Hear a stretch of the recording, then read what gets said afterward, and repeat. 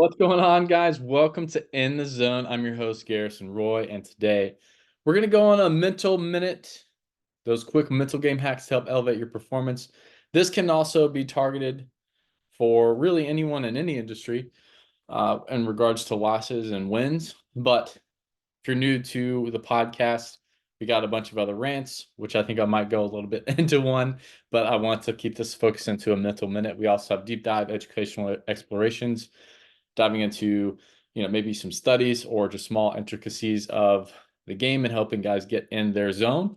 And then also full-length conversations or interviews with experts, athletes, and coaches within the game.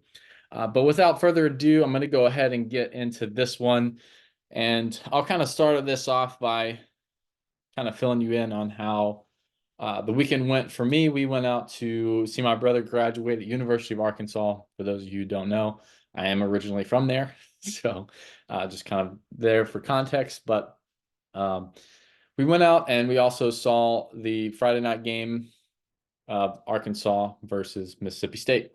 Arkansas was ranked 5th for that week, and Mississippi State was ranked 14th. So really cool series. Obviously, graduation weekend, everybody's ecstatic.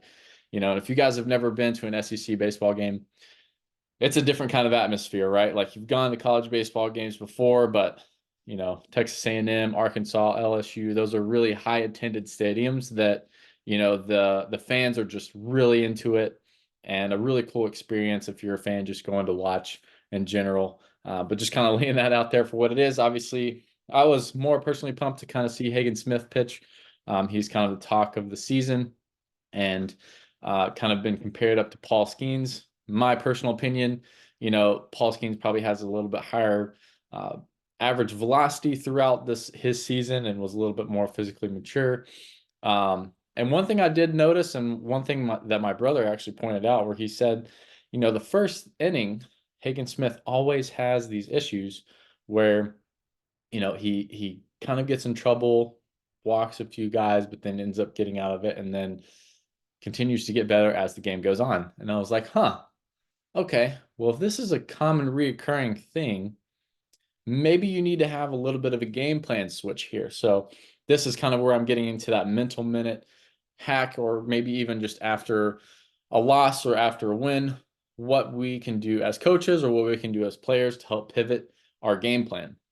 But outside of the actual mental side, I would be curious, and if any of those who are listening have any connections through there, I'm curious to know if he has any stand-in hitters before he goes into a game. I know it's not as similar as it being into a game, but if maybe he adds that in, maybe he reduces some of those likelihoods of walking early on. But it was very obvious that Mississippi State was kind of more so allowing guys to walk, and the Arkansas walked as a staff as a whole, not even just Hagen Smith. Their strength was pitching, and now all of a sudden that started to kind of go to the wayside where it looked like everyone was walking everyone, right? And I'm sure after the game they ended up winning, and then the following game they walked, I think it was like 9 guys or something like that, ended up losing that game. So they just kind of gave it away on walks. And again, I don't have any ties to Arkansas or Van Horn or Hobbs or anything. If anything, DJ Baxendale was a brother of a guy who I used to play summer ball with, Blake Baxendale. We caught up a few years back, but if an entire staff is struggling like that, sometimes it's just the luck of the draw. Like, same thing at the plate. Everybody could have just a bad game and no one got anything done. Thankfully, the bats started rolling for Arkansas there for the Friday and Sunday game. But, for those of you who have coached or even as a player, you always have that end of the game kind of recap from coaches.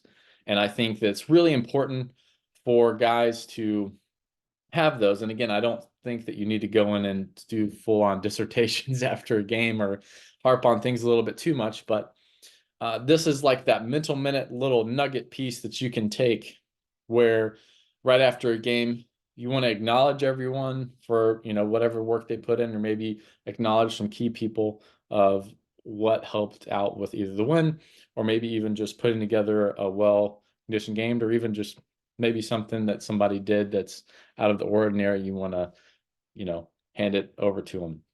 right? And again, this can apply from baseball and even in business, for anything, right? And then obviously you want to take inventory of lessons, whether it's like, hey, glad that we did this, or hey, maybe, obviously a lesson here. We can't get behind the counts. We can't walk guys because those end up being runs on the board.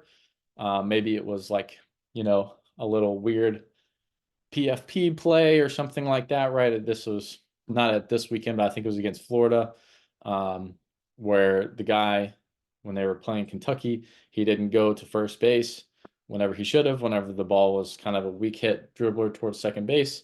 So first base was left open. Maybe that was a lesson where it's like, hey, we got to make sure that we're going to the right spots or going and covering the guy behind us. And then you pivot and you're like, okay, next time we're going to do this, this, and this. Have some type of a pivot, right, to be able to adjust that game plan either for the next day or maybe for the next series or for the next outing for any of these guys, right? And having a 24-hour rule. So this is kind of the last thing here, whether you win or lose, right? Don't celebrate the loss any more than 24 hours.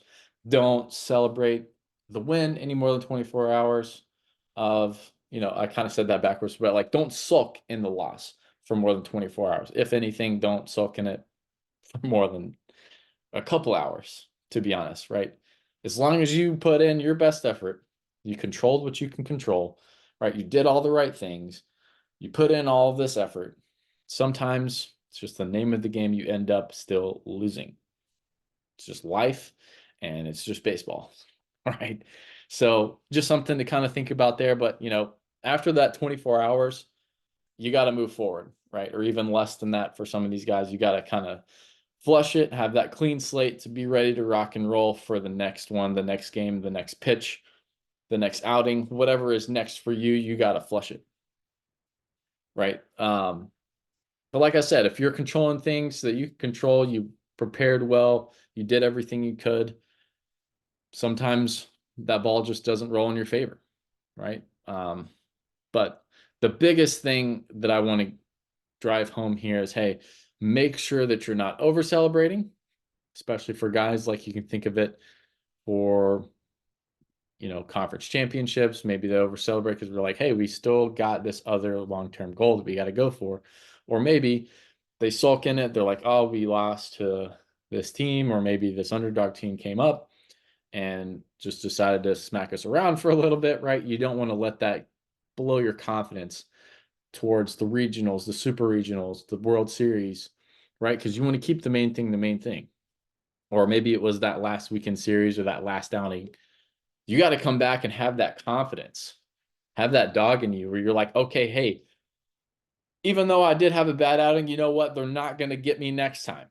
I'm going to go back out there and I'm going to dominate. I'm not going to let them even sniff my fastball, or they're not even going to touch my off speed, right? That's the kind of self-confidence that you have to have. Or even as a coach, you're like, oh, okay, maybe he thought one step ahead of me in this situation, or they beat us in this situation here. We're going to make sure that we put in the work over the week. We're going to make sure that we don't make the same mistakes and go back out there and put ourselves in the best position to win, right? And that's the best thing that you can do. And how you pivot from a loss or how you bounce back quickly from a win. And you can think of this for really in any sports, right? It's very difficult for a team to not only win a championship, but even come back the following year and win a championship, but even more so to do that a third year, right? Because you're playing longer than anyone else. You probably have a little bit, especially in college, there's pivots of different teams rolling out, right? LSU is an example. Last year, they won the national championship, but they lost 13 guys. So it's really unlikely for them to come back around. I don't even know if they'll make, the tournament, but it's really hard to repeat that. And that's why I think a lot of people admire those dynasties, those teams that have come in year after year after year, no matter what the circumstance, to be able to come back in and still produce, still win, and still compete. And I think that's something that's really special, right? Obviously, you can think of any other teams out there outside of college. One of the biggest ones was Bobby Cox's era with the Braves, where he took them all to the playoffs at least for one round for, I believe it was like 10 years straight from 95 to 2005. Maybe it was longer. But that's just kind of off the top of my head. But there's those dynasties that you can think about, and that's the groups of guys who are able to take those inventory lessons, pivot their game plan, and not over celebrate too much, because you see it all the time. You see the Super Bowl winners or guys who, they get that break, or they get that win, or they get that scholarship, or they get that draft pick, and they over celebrate. They overemphasize it, and they're like, "Oh, wait, I still have more work to do." Yeah, you do, right? So want to make that the main point of this is to make sure that you guys learn from your mistakes and don't over celebrate, because that's going to help you stay in the zone.